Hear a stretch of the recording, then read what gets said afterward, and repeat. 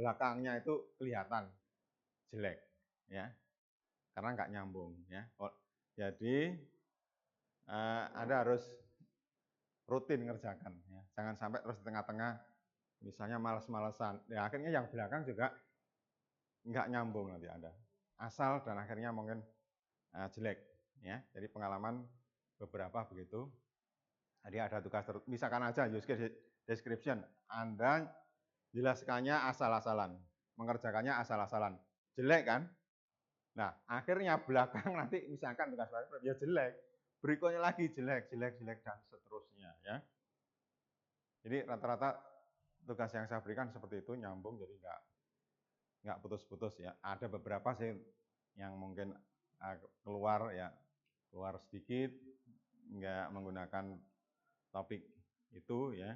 Ada, tapi biasanya jarang, ya. Jadi biasanya tugas yang saya berikan itu sambung menyambung, sehingga kalau lepas udah ke belakang Anda nanti akan kesulitan, ya. Mending kalau Anda misalkan aja,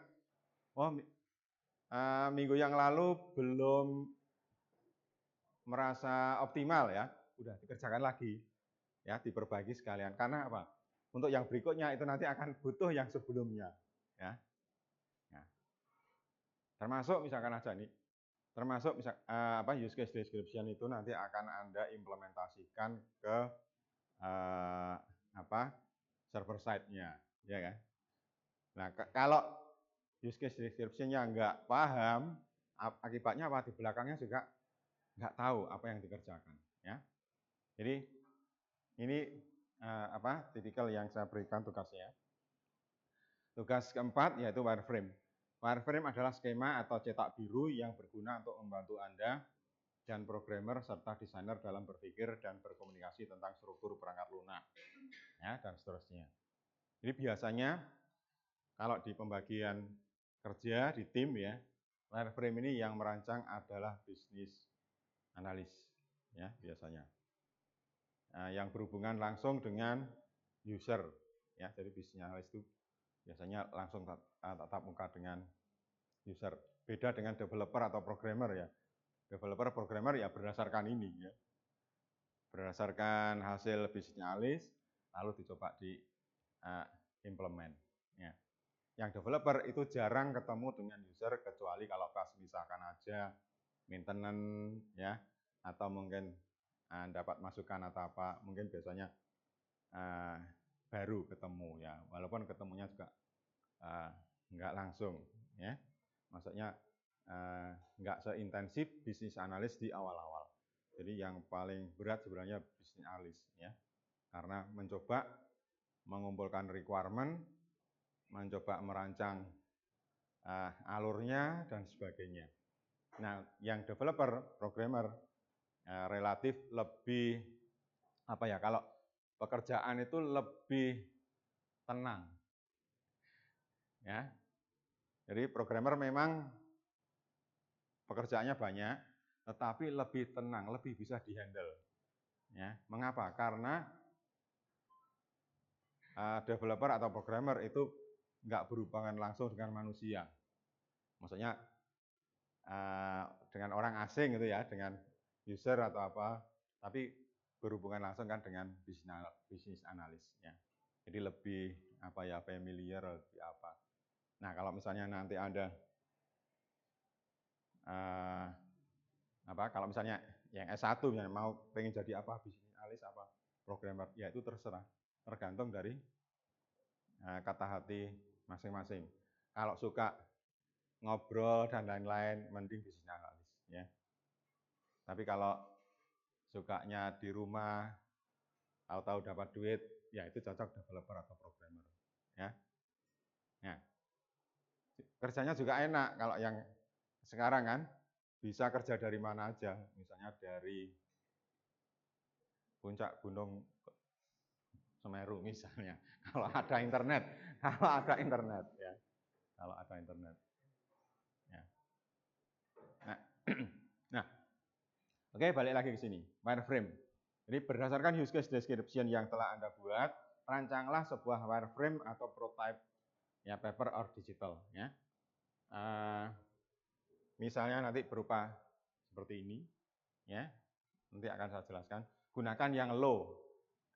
Gunakan yang low fidelity. Ya, kalau perlu digambar itu kan low, ya. Anda gambar gitu, ya berarti secara manual itu adalah low fidelity. Terus fokus ke kreativitas. Nggak usah mikir ini benar apa salah, ini gimana. Terus biar dulu. Yang penting mengalir dulu apa yang Anda pahami, ya. Nantinya mungkin nanti akan saya jadikan tugas lagi berikutnya. Setelah minggu depan kita belajar sekitar 20-an UX Law, ya. Nah, baru nanti kita coba kritisi rancangan sendiri itu bagaimana. Rancangan Anda yang sebelumnya atau yang dipakai wireframe itu bagaimana, apakah kurang atau bagaimana, ya. Kalau kurang, apa yang kurang, terus lalu perbaikannya seperti apa. Tapi harus berdasarkan UX Law, ya. Berdasarkan UX Law, nggak boleh berdasarkan opini, ya. Nah, selain itu B, berdasarkan wireframe tersebut, coba usulkan bagaimana mengukur yield and throughput, ya. Ya, minggu yang lalu sudah saya jelaskan yield and throughput. Ya, sekarang bagaimana, ya, mengukurnya? Anda sudah tahu what is the meaning of yield, ya, what is the meaning of throughput, sudah tahu. Misalkan aja kalau misalnya di bidang akademik, yield adalah yang lulus, ya. Kalau yang DO nggak dihitung karena itu termasuk yang nggak termasuk yield, ya. Jadi yield itu adalah yang bisa dipakai, yang baik, tanpa ada kurangan, ya. Jadi kalau misalnya di akademik, ya, di ITS pendidikan, berarti yield-nya itu adalah yang lulus, ya, yang ikut wisuda itu yang yield. Sedangkan throughput itu adalah kecepatan, ya. Misalnya berapa lama, ya, berapa lama lulusnya, ya, rata-rata misalkan, ya, dihitung, ya, itu adalah throughput-nya, ya. Nah, sekarang bagaimana nanti Anda mengukur? Ya, nggak usah semuanya, ya. Pilih salah satu proses yang proses Anda sendiri dari awal sampai akhir, ya, dari awal sampai akhir. Ya. Pak, di tempat saya bagaimana? Silahkan dicoba dibuat, dipikir. Kan misalkan aja kita ngambil ATM, nggak mesti berhasil, ya kan? Ambil ATM. Berarti ada yield-nya yang bisa diukur, ya kan? Terus ada throughput-nya. Throughput-nya apa kalau ATM kira-kira? Apa? Throughput kalau ATM apa Mas kira-kira? Throughput ATM.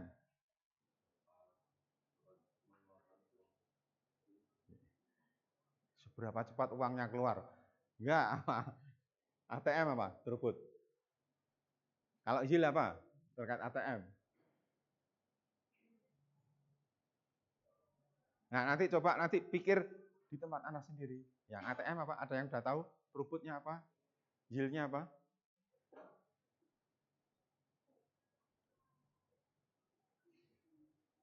Apa, Mas? ATM.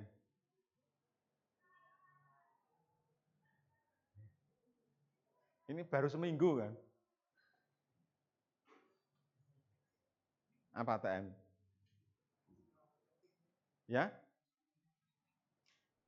Apa throughput apa yield? Ya, throughput apa?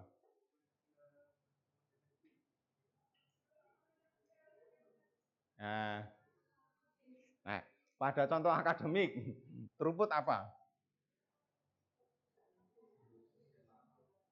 Ya, ya seberapa cepat mahasiswa lulus per periodenya, misalnya per tahun atau apa. Kalau ATM,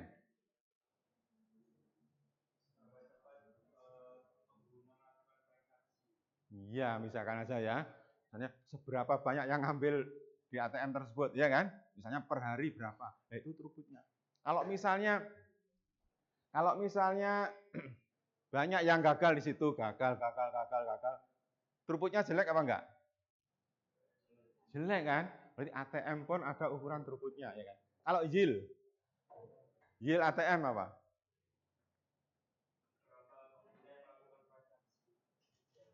yang berhasil, misalkan aja anggap yang dianggap berhasil itu apa? Yang ngambil duitnya berhasil, yang transfer berhasil, ya kan? Ya, paham ya? Paham belum? Nah sekarang, Pak, kalau di use case saya apa? Ya silakan nanti. Ya. Kalau misalnya ATM, ngukur, Mbak, misalnya ATM, ngukur apa? Throughput gimana kira-kira? Ada ATM, ya. Ngukur throughputnya gimana?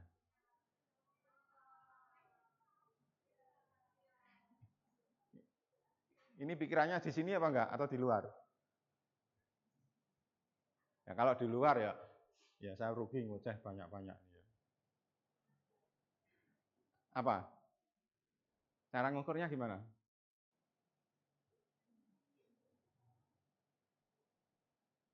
Ini saya seperti ngomong dengan tembok ini, kalau nggak ada yang jawab tuh.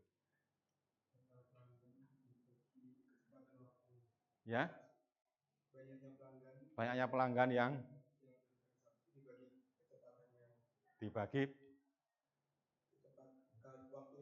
waktu, ya misalkan aja sehari berapa orang, ya. Nah, itu kalau di ATM, ya.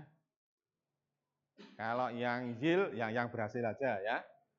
Nah, silakan nanti, misalkan aja kan kalau di ATM aktivitasnya banyak ya, macam-macam ya, ada yang transfer atau. Nah, nanti yang diukur apanya, silakan nggak harus semua yield ya. Misalkan aja kalau transfer berapa, kalau ini berapa, ya bisa salah satu aja. Nah itu nanti Anda coba terapkan di masing-masing use case. Bisa? Kebayang ya? Ada yang masih belum kebayang? Ada yang masih belum kebayang? Udah ya? Oke. Nah, jadi dari sini sebenarnya kita bisa melakukan pengukuran yield dan throughput. Setelah itu juga kira-kira melihat mana yang bottleneck misalkan aja ya, mana yang waste ya. Kita coba analisis seperti itu. Tapi sementara ini enggak usah ya. Nah, sementara ini enggak usah. Zaman dulu ya. BNI itu misalkan aja kalau kertasnya habis enggak bisa ngambil gitu ya. Zaman dulu ya, akibatnya apa hubungannya kertas dengan ini? Ya akhirnya terus satu saat itu diganti. Jadi enggak harus pakai kertas ya. Nggak perlu ada resipnya itu, nggak perlu ada kwitansi ya, print out atau stroke-nya itu, sehingga ya mungkin lebih hemat juga ya kan.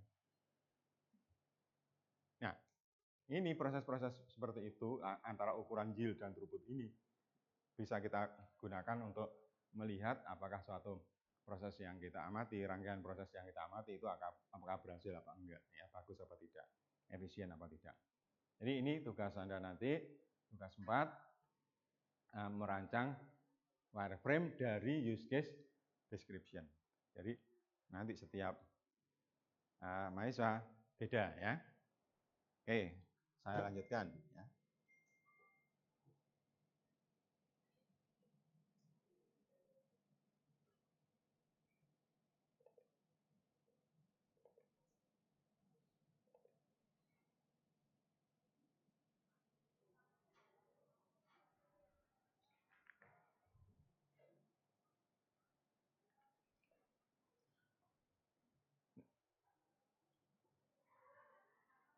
Saya jelaskan tentang software prototyping ya.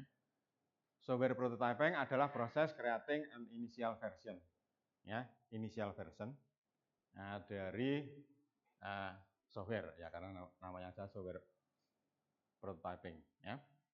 Pembuatan versi awalnya. Nah, dari situ harapannya kita bisa tahu ya, tahu kira-kira nanti bentuknya itu seperti apa Gunanya apa? Gunanya adalah untuk mengkomunikasikan, ya, mengkomunikasikan dengan stakeholder, dengan user,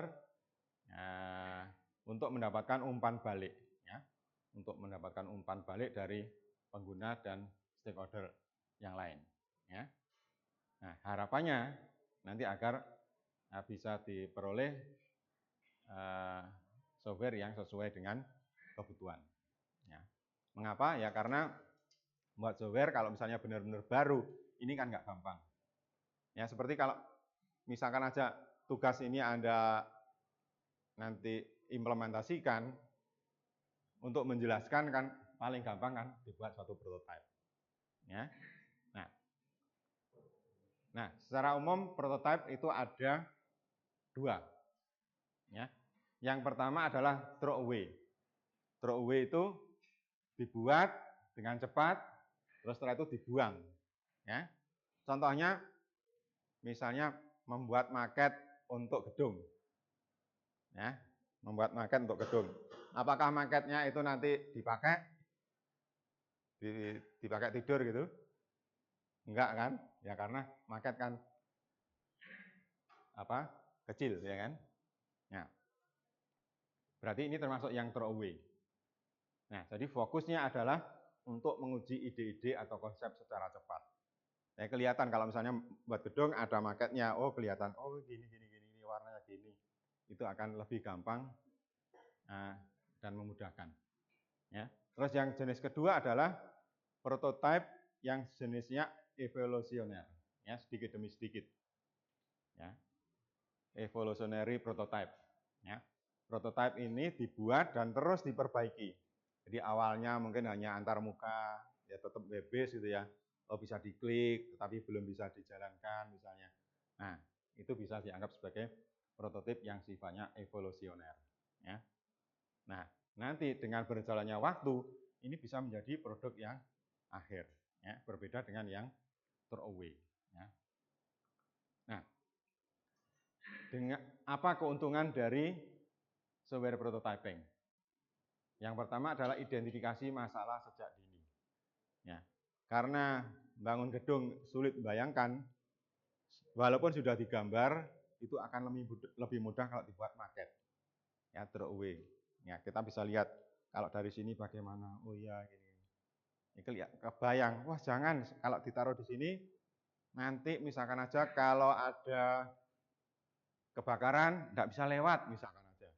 Oh, berarti agak digeser. Nah, jadi dengan cara begitu kita bisa komunikasikan sejak awal kalau misalnya ada masalah-masalah bisa teridentifikasi, ya. Terus untuk mendapatkan umpan balik yang lebih baik, ya. Dapat memberikan umpan balik langsung dari prototipe yang lebih mendekati produk akhir. Terus mengurangi risiko. Ya. Jadi jangan sampai misalkan aja kalau bangun gedung, waduh ini sudah jadi, harusnya digeser 1 meter misalnya gitu ya. Nggak mungkin ya kan. Jadi kalau misalnya ada prototipenya, ada maketnya itu akan lebih gampang. Ya, bisa teridentifikasi risiko yang mungkin nanti terjadi. Ya. Contoh, ya misalkan aja ini prototipenya, building mock-up, ya maket, ya realistic visualization, validation of design, estetik, ya akan kelihatan, oh warnanya gimana, bentuknya seperti apa, modelnya beda dengan kalau dalam bentuk gambar 2 dimensi, ya atau animasi pun susah ya. Tapi kalau mock-up atau dalam bentuk maket itu lebih gampang diamati, ya. Makanya ini tetap dipakai ya. Contoh lain misalkan aja cardboard mockup. Ya, misalnya kita membuat device baru, gadget baru, ya, dalam bentuk ya karton misalkan aja. Atau dalam bentuk misalnya sketsa layar ini. Dan Anda nanti itu tugasnya sebenarnya membuat semacam mockup ya, tapi hanya aja itu dalam bentuk wireframe. Ya. Nah, oke lanjut. Kalau di tempat lain ya misalnya di elektro ya kita menggunakan breadboard ya dulu pas SMP atau SMA praktek membuat suara burung ya pakai ini ya. Ada yang suka hobi elektronik pas kecil, pas SMP SMA? Nggak ada. Ya. Ya karena kalau saya zaman dulu itu kan pas saya terkait dengan komputer kan nggak ada di ITS. Saya masuknya elektro, ya. Ya elektro, tapi setelah itu baru berapa tahun berikutnya baru ada teknik komputer di ITS. Terus beberapa tahun lagi ganti teknik informatika. Nah, terus akhirnya punya anak sistem informasi dan seterusnya. Ya. Di awal-awal dulu memang nggak ada. Nah, latihannya ya ini, ya, dengan menggunakan breadboard. Ya. Nah, bisa juga dalam bentuk ini Wizard of Oz. Nah, Wizard of Oz ini ada campur tangan manusia. Campur tangan manusia karena apa? Misalkan aja di acara-acara sulap atau apa, itu ternyata ada manusia di belakangnya, ya, walaupun nggak kelihatan, ya, nggak kelihatan. Misalkan aja ini bisa dianggap sebagai Wizard of Oz, ya, dipisah, ya, ini adalah partisipan dan fasilitatornya, terus ini adalah wizardnya yang ngontrol. Jadi kalau misalnya apa nanti yang gerakkan agar sesuai dengan harapannya. Ya. Karena kalau langsung di coding, langsung otomatis mahal ya kan, mahal dan butuh waktu yang lama. Ya, contoh lain misalkan aja pesawat take off misalnya, ya, ada orang yang menggerakkan model pesawatnya. Nah, oh gini loh jadi. Nah, ini berarti termasuk Wizard of Oz, ya. Atau pesawatnya landing, ya, diperagakan. Pesawatnya landing, misalkan aja, nah kelihatan, ya itu adalah Wizard of Oz. Ada campur tangan manusia untuk mensimulasikan prototipnya, bagaimana mereka bekerja, ya. Oke, lanjut. Nah, sekarang user interface prototyping. Ya, merancang dan membuat versi awal dari antarmuka pengguna, ya, atau user interface dari suatu aplikasi atau perangkat lunak. Nah, untuk memvisualisasikan bagaimana pengguna akan berinteraksi dengan aplikasi. Nah, makanya nanti tugasnya adalah membuat wireframe, ya, membuat prototype dari use case, ya, dari use case description. Anda sudah membuat use case description-nya. Nah, itu nanti di-convert menjadi wireframe, ya. Nah, bisa berupa sketsa, misalkan aja gini. Nah, kalau ada kita pakai tool, ya mungkin lebih cepat lagi. Nggak harus digambar langsung sendiri, langsung nggak usah. Boleh memakai tool-nya. Ya paling tidak Anda menggunakan Figma, ya, online. Ya. Atau menggunakan Balsamic misalnya, silahkan, ya.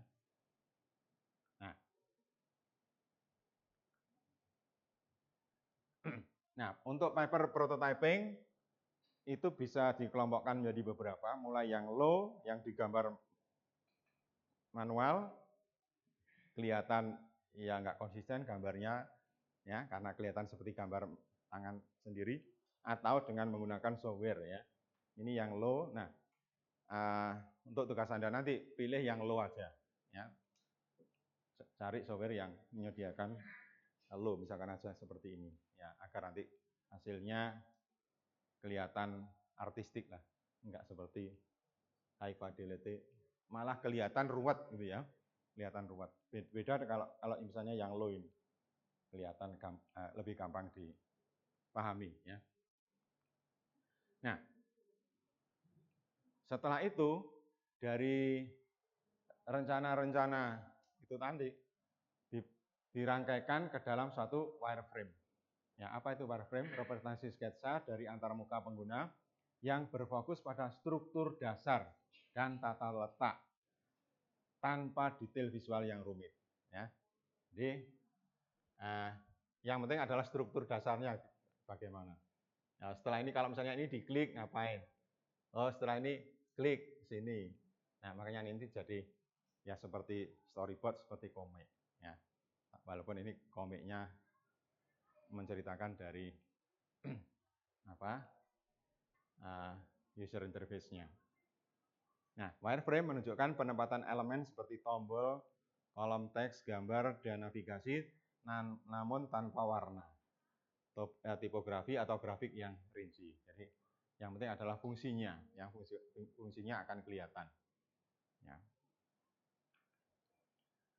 Nah, sekarang bagaimana melakukan transformasi use case description ke dalam wireframe? Ya, contoh misalkan aja ini. Pelanggan memasukkan kartu ke card reader. Nah, gambar ininya. Ya, saya nggak gambar, ini saya cari di Google. Ya, terus ini. Ya, jadi ini. Pelanggan memasukkan. Jadi awalnya kan seperti ini ya, yang di awal. Nah, Anda nanti juga membuat tampilan awalnya seperti apa. Terus insert card, ya kan. Nah, terus sistem respon. ATM meminta nasabah memasukkan PIN. Nah, layarnya kan berubah. Nah, Anda merancang lagi. Ya, merancang lagi. Layar yang kedua. Jadi ini layar yang pertama, layar yang kedua. Please enter your ATM PIN and then press enter misalnya gitu ya. Ya kalau di ATM kan nggak ada enter gitu. Ya langsung kan 6 biasanya ya. Ya ini nggak usah tingkat ya karena ini saya download dari Google ya. Nah, terus nanti yang ketiga bagaimana? Dan seterusnya, jadilah cerita wireframe. Ya, tinggal nanti di-connect. Jadi wireframe itu berangkatnya dari use case description. Pak, kalau use case description saya dulu masih Pak, belum sempurna, silakan direvisi sendiri ya, sehingga nanti masuk akal. Jadi jangan terus berpaku pada Pak saya dulu ngerjakan ini jelek, ya udah nanti ini jelek. Jangan, ya sekalian nanti use case description-nya diupdate ya. Nah, sampai di sini ada pertanyaan. Jadi walaupun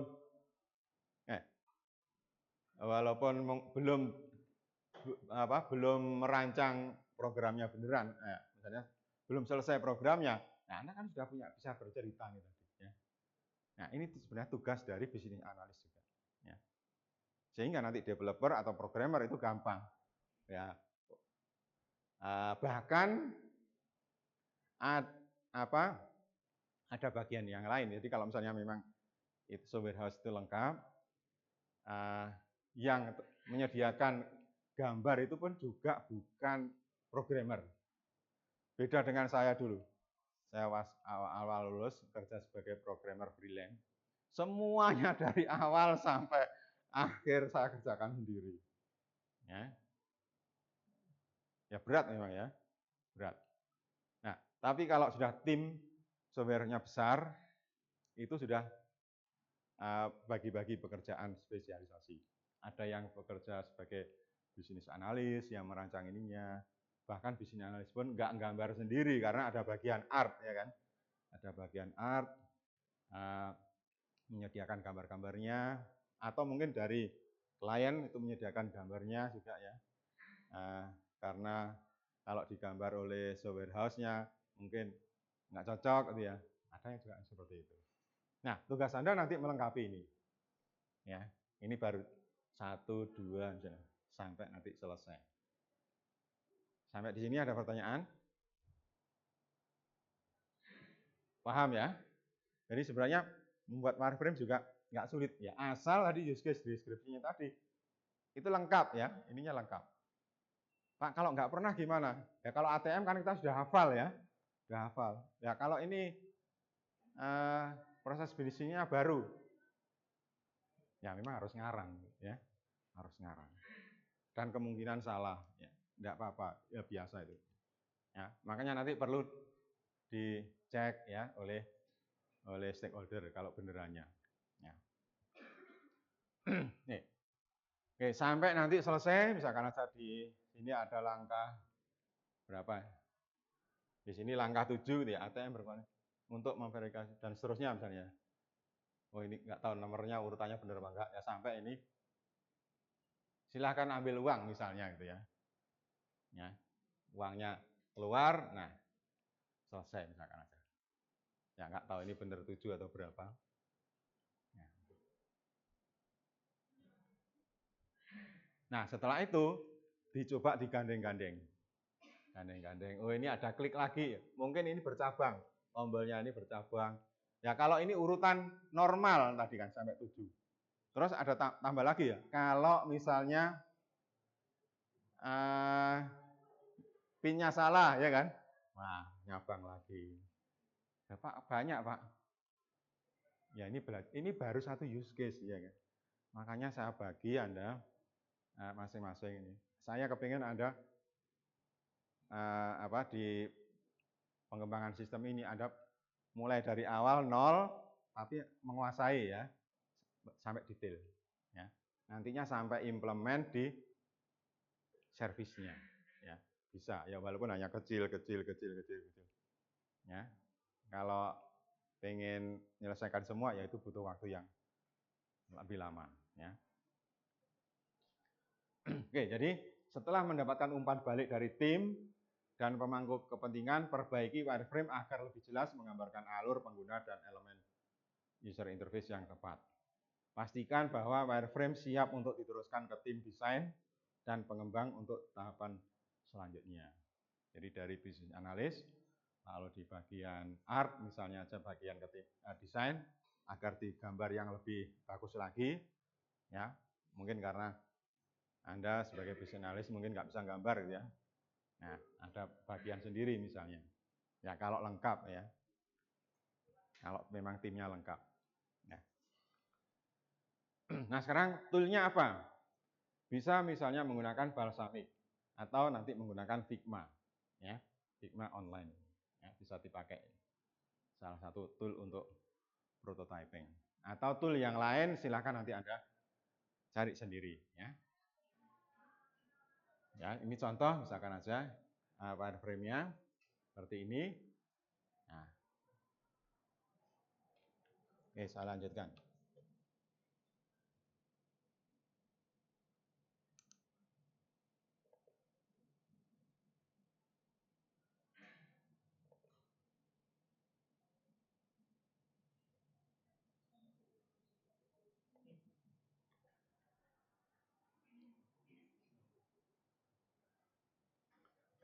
Ini contoh. Saya ambil dari ATM, ya. Yang nggak tahu bener nggak, saya juga asal aja buatnya ya. Transform the functional scenario of the system into visual form, ya, which will show the user interface, ya. Nah, ini dari terkait dengan wireframe terkait dengan ATM, ya. Urutannya bagaimana? Apa yang harus kita lakukan pada waktu membuat wireframe? Yang pertama adalah ya kita harus paham, understand the use case description. Jadi kita harus paham use case description-nya seperti apa. Apalagi kalau misalnya use case description-nya dari orang ya, kita harus pahami dulu. Kalau kita buat sendiri, ya biasanya sudah paham. Terus identify actor and their interaction. Ya. Determine main page of the use case. Ya seperti kalau misalnya ambil uang, ya berarti main page-nya beda nanti dengan main page transfer gitu ya. Beda. Nah ini harus kita lihat main page-nya itu yang mana. Terus setelah itu define key element on each page. Ya, jadi masing-masing halaman pasti ada elemen-elemen layar yang penting. Nah itu yang harus diidentifikasi. Ya. Nggak perlu digambar semuanya, tapi adalah pilih yang penting-penting saja. Ya. Terus langkah berikutnya adalah design user flow. Ya. Ya, awalnya bagaimana ya? Kita ngikuti aja dari use case description itu tinggal diikuti. Ya. Setelah tentu saja wireframe-nya ini dibuat secara garis besar. Terus yang terakhir adalah divalidasi dengan stakeholder. Ya. Contoh misalnya nih. Nah, ini saya coba gambar misalnya, please insert your card. Nah, udah. Ini. Tapi Anda nanti gambarnya jangan begini ya. Ya, gambar yang ya paling tidak ya bagus ya. Setelah itu misalnya enter your PIN misalnya. Nah, masukkan PIN-nya. Terus setelah itu ngapain?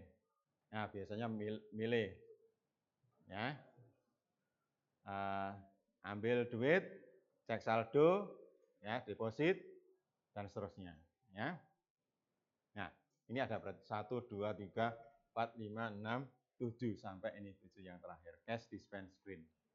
Ya. Nah, ini dari use case description. Nah, setelah ini kita peroleh, ya tinggal connect-connect aja. Ya, misalkan aja ini withdraw, nah, ke sini misalnya. Mungkin ada cek balance. Ya, kalau lengkap berarti nanti ada cek balance ya. Tapi kan Anda kan use case-nya kan sudah dibagi ya kan? Sudah dibagi, jadi kemungkinan yang cek saldo itu adalah teman Anda. Ya. Deposit misalnya, itu juga teman Anda lagi yang lain. Ya. Tapi kalau disatukan, ya itu akan kita peroleh wireframe yang lebih lengkap. Nah, Anda cukup mengerjakan wireframe yang 1 atau 2 sesuai dengan use case yang Anda buat. Ya. Jadi use case-nya 1, tapi kalau aktornya 2, ya berarti Anda buat 2. Ya. Atau Anda dapat bagian 2 use case, ya dua-duanya dikerjakan. Ya. Sampai di sini ada pertanyaan? Ya, ya silakan. Ya. Tapi kalau buat wireframe itu nanti sendiri. Ya. Kalau misal kayak misal beranda gitu kan semuanya nyambung satu sama lain ya. Tata letaknya itu sama atau? Oke. Misalnya ini ATM, ada cek saldo, ada ambil duit, ya kan. Terus padahal ini punyanya orang-orang lain, ya kan, teman-teman yang lain. Sementara wis Anda ini adalah Anda sendiri semua. Nggak usah mikir teman-teman. Walaupun awalnya ini kan kelompok, ya kelompok itu hanya membagi aja biar nggak crash. Nggak apa-apa, nggak apa-apa. Jadi ini benar mulai saat ini, mulai use case description kemarin ya, itu Anda bekerja individual. Ya. Ada lagi? Ya, Mas.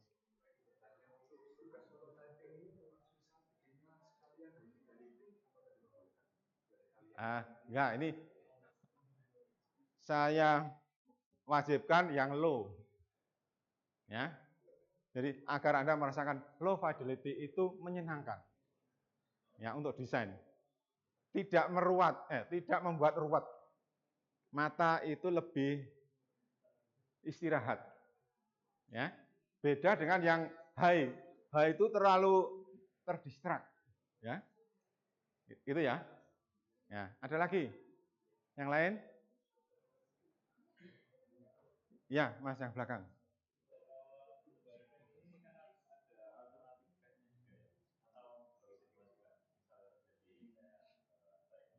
Oh. Loh, iya. Iya. Selama ini menjadi bagian Anda. Jadi ini seluruhnya. Ya, jangan ditinggal, jangan yang main saja. Pak, itu contohnya yang normal flow. Ya, ini saya males ya. Jangan ditiru. Anda harus membuat yang alternate, eksepsional harus juga ya. Ya, karena saya ini males tadi.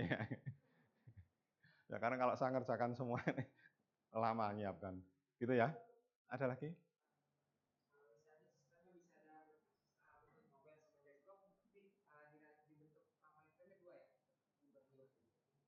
Kalau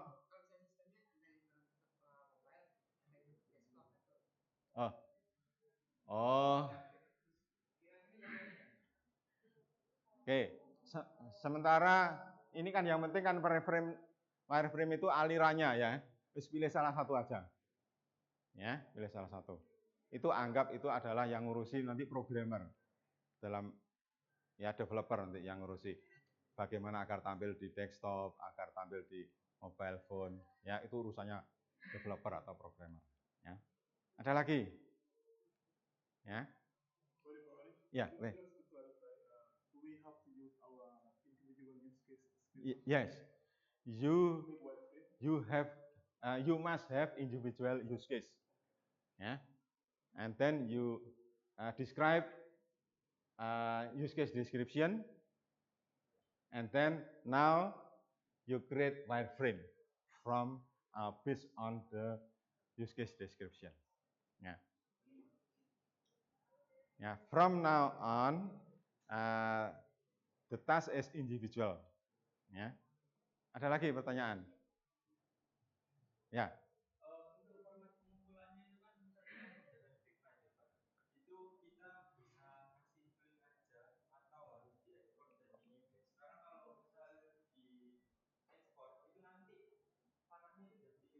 Oke, nggak apa-apa. Paling tidak Anda berupaya yang memudahkan saya ngecek ya. Jangan terus ngeling susah ya. Jadi semuanya harus dalam bentuk PDF. Tapi kalau misalnya sebagai bukti ini linknya di sini, misalnya ditaruh di Figma misalnya ya, boleh gitu ya. Ya, tapi jangan semuanya ditaruh karena akan menyusahkan pas meriksa ya. Kadang-kadang cepat-cepat ya periksanya itu. Karena kalau tugas ya, cepat kan. Ada lagi? Oke, kalau nggak ada, berikutnya.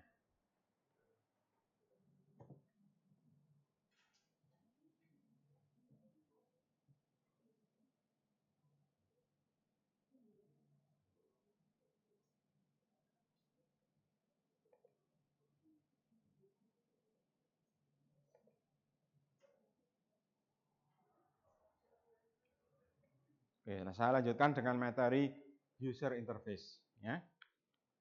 Agar nanti Anda punya gambaran bagaimana membuat wireframe yang baik lah, jadi nggak terlalu jelek-jelek. Ya. User interface adalah visual display and interactive element that allow user to interact with an application or system. Ya. User interface involve the design and arrangement of elements such as button, menu, icon, and input field ya, to create an easy to use experience. Nah, harapannya use case itu adalah ini. Kalau dengan adanya user interface, kita bisa pakai without confusion or difficulty. User interface ini sangat penting. Ya. Kita bisa katakan akan sukses sebuah user interface kalau software tadi nggak ada manualnya, tapi orang bisa pakai ya. Jadi misalnya aja, apakah perlu dibuat manual cara membuka pintu? Perlu enggak? Mengapa kok nggak perlu dibuat manual? Karena pintu cara handlingnya sama di pintu rumah atau apa, ya kan? Nah, berarti nggak perlu dibuat manual. Misalkan aja pukul dulu misalnya gitu ya.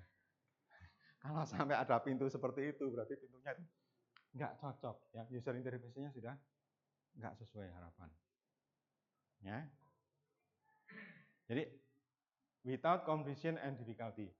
Harapannya seperti itu ya. Nah, why user interface design is important? Karena ini sekitar 75% of online customer judge a website credibility based on look and design. Ya, kelihatan ya. Makanya user interface-nya penting. Karena penampakan awal itu dari sini. Ya, almost 60% of mobile app claim that they will not recommend a business that has an app with a poor design. Nah, dan seterusnya. Intinya harus bagus, apalagi yang Gen Z ini. Ya. Yang lahir itu sudah nggak perlu diajari internet misalnya aja. Zaman dulu saya itu masih ada mata kuliah, internet adalah ini. Lah misalnya cucu saya yang lahir itu tiap hari lihat YouTube, belajar nyanyi apa ya lewat YouTube. Mudah, jadi semuanya ya dari online ya, internet base. Makanya user interface ini penting karena kalau jelek nggak dilihat, ya, nggak dilihat, ditinggal. Ya. Nah, user interface design aspek. Ada visual design, ada input control, ada navigation, ada respon feedback. Jadi salah satunya yang penting adalah feedback. Kalau nggak ada feedback, kita ragu-ragu. Contoh misalkan aja, lampu misalnya, ini ada saklar misalnya, terus nggak ada feedback, ininya juga nggak bunyi misalkan aja, juga nggak gerak, kira-kira gimana kita? Misalnya kita pencet, tapi ininya juga nggak gerak, resah kan, ya kan? Nggak ada feedback. Ini sebenarnya yang salah tangan apa sistemnya, ya kan? Bisa jadi kan tangan juga error, kurang nekan misalnya, ya kan? Nah, makanya zaman dulu HP itu ada kasih bunyi-bunyian, tik tik tik tik tik, atau mungkin di ATM gitu ya, juga bunyi tik tik tik tik tik, ya. Nah, beberapa common mistake in user interface design. Nah, ini contoh yang pertama, ini adalah not thinking cross platform. Nah, akibatnya apa? Misalkan aja kalau di sini di beda device, ininya jadi kecil sekali misalnya. Ya, ini kecil sekali. Nggak seimbang misalkan aja. Nah, harusnya ini yang imbang misalkan aja. Nah, ini bisa terjadi, mengapa ya? Karena mungkin image-nya nggak di resize misalnya, ya kan? Image-nya nggak di resize. Nah, ini contoh yang kurang baik, ya. Nah, contoh lagi, misalnya ini nggak terlalu kontras misalnya, akhirnya sulit dibaca, ya, sulit dibaca. Jadi kalau sampai menyusahkan, ya ini yang dianggap salah adalah yang merancang user interface-nya. Ya. Contoh lain, ini yang diklik yang mana? Bingung, ya kan? Misalkan suatu saat, ini yang diklik yang mana? Ya ini apa ini? Nah, jadi mana yang harus dipentingkan? Misalkan aja login musik. Ya ini berarti ini yang diklik, ya kelihatan. Kalau nanti nggak bisa, nggak punya, kan misalkan aja klik ini tapi nggak punya ini, baru mikir yang lain, alternatif yang lain, misalnya sign up, ya kan? Nah, jadi ini contoh yang common mistake, ya. Contoh lain, tipografi. Ya ini terlalu sama ini ukurannya. Nah, beda. Nah, ini semuanya huruf kapital, ini dibuat huruf kapital dan campuran. Ya, ini contoh, ya. Contoh lain, misalnya ini terlalu dekat, ini terlalu dekat, ya. Ini dipisah sedikit agar kelihatan lega dan gampang bacanya misalnya. Kalau yang berikutnya ini adalah alignment-nya, ya, alignment. Ini terlalu sehingga menyusahkan, ya. Contoh lain,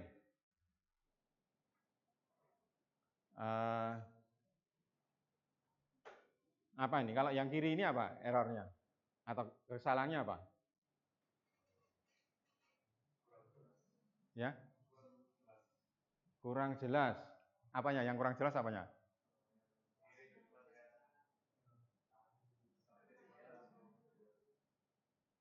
Kesalahannya, ya. Pesan errornya ini yang nggak jelas. Kan misalkan aja ini, kita ngentry. Bisa jadi yang salah itu email, bisa juga yang salah password, ya kan? Nah, kalau misalnya kita ngomongnya error yang mana? Bingung ya, bingung ini. Nah, makanya programmer juga nggak boleh malas, ya. Programmer nggak boleh malas misalkan aja ini. Kan salah satu yang error itu bisa jadi emailnya ngetiknya salah atau passwordnya salah atau kedua-duanya salah. Nah, jadi mending misalkan aja nih password incorrect. Nah, passwordnya yang incorrect. Atau mungkin emailnya yang salah misalkan aja, ya. Oke, lanjut. Kalau yang kiri ini bad iconography. Jadi nggak terlalu seragam gitu ya, ketebalannya atau apa, ini terlalu tipis, ini tebal, ya, sebaiknya. Nah, ini contoh-contoh yang common mistake, ya. Contoh lain,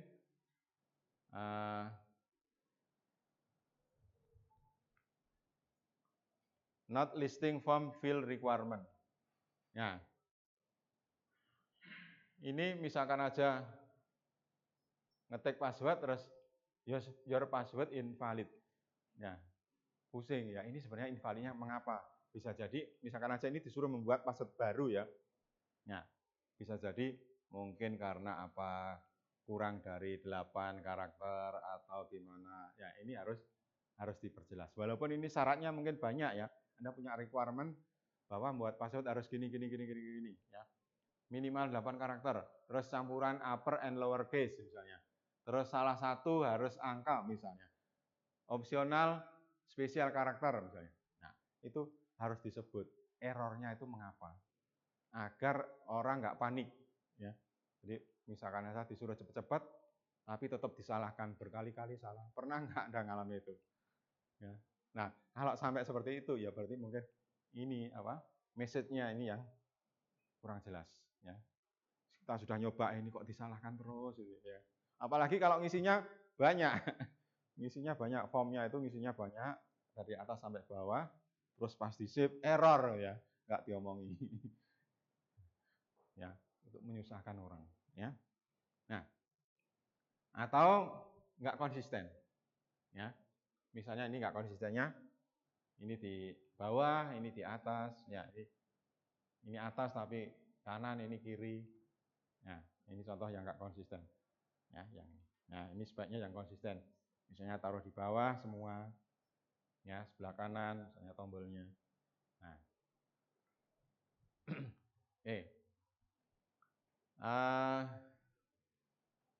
Ada banyak yang bisa pelajari. Misalnya ada poor feedback, ada without progress indicator, bad error message, no default value, ya, nggak ada contoh, ya. Terus atau terlalu kecil targetnya, tiny click target, misleading user misalnya. Misleading apa? Saya awal-awal menggunakan My Thesis itu bingung. Karena apa? Ada label yang bisa diklik. Ya, bingung sekali. Ya, mengapa ya? Karena nggak sesuai dengan kebiasaan. Biasanya yang diklik itu biasanya kan tombol ya, button. Nah, ternyata ini labelnya bisa diklik. Ya. Nah, ini yang membuat orang bingung. Ya. Karena terjadi misleading. Atau hidden or hard to find navigation. Nggak jelas. Ini kapan munculnya juga nggak tahu ya. Jadi awal-awal saya menggunakan My Thesis itu bingung, semuanya bingung, nggak ada yang ditanya. Panduannya pun juga terlalu sedikit. Ya. Mahasiswa, Pak, saya sudah ini Pak, ya tapi saya nggak bisa ngeklik, nggak tahu mana yang harus saya klik. Ya. Akhirnya udah harus nyerah semua. Ya. Terus baru setelah itu ada yang bisa, udah nyebar. Oh caranya begini, sebar. Ya. Nah, ini contoh common mistake in user interface design. Ya. Oke, itu untuk hari ini ya. Jadi dari penjelasan saya tadi,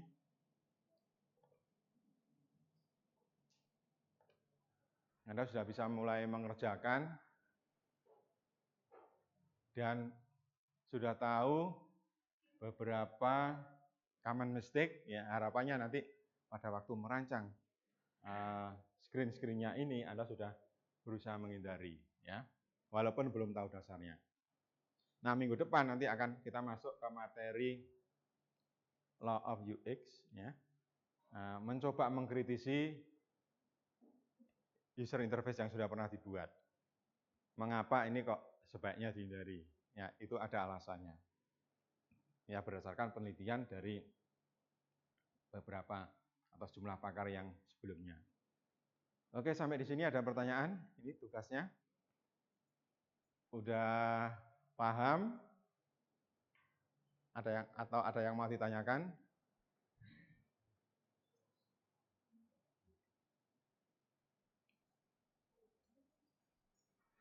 Cukup? Paham ya? Oke, ya. Jadi tugasnya ini terus ya, continue ya. Mulai dari use case description, wireframe, itu terus nanti. Sampai nanti diimplementasikan ke service, sampai ke selesai ya. Jadi sampai ngodingnya itu nanti yang Anda coding itu adalah berdasarkan ini semua. Ya. Berdasarkan use case description yang Anda buat sebelumnya. Ya. Kalau misalnya use case description yang Anda rancang sebelumnya itu masih kurang, silahkan diperbaiki. Ya. Diperbaiki, ditambahi, misalkan aja yang kemarin masih eksepsionalnya nggak ada, atau alternate-nya ketinggalan, ya silahkan ditambahi. Ya. Ya. Rata-rata ada lah, harusnya ada eksepsionalnya. Ya. Ada juga alternate-nya. Ya. Oke, sampai di sini ada pertanyaan? Ada pertanyaan juga tentang tugas sebelumnya? Nggak ada? Cukup ya? Kalau nggak ada berarti hari ini cukup. Sekian ya, sampai ketemu minggu depan. Ya, makasih.